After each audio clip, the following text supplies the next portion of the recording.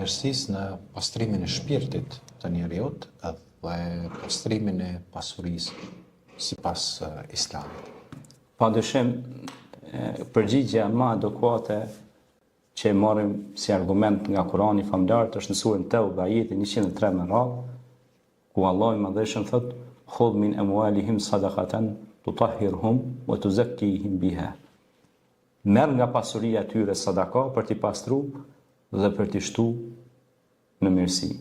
Pra, nëse marrin nga ajo pasuri, Allahu ja ushton atyre dhe i pastron ata njerëz të cilët i japin.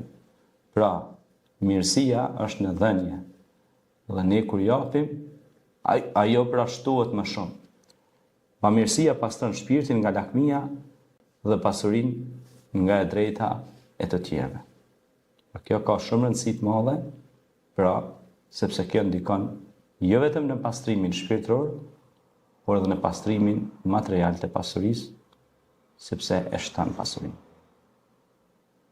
Kjo ka shumë rëndësi të madhe në jetën tonë të përditshme.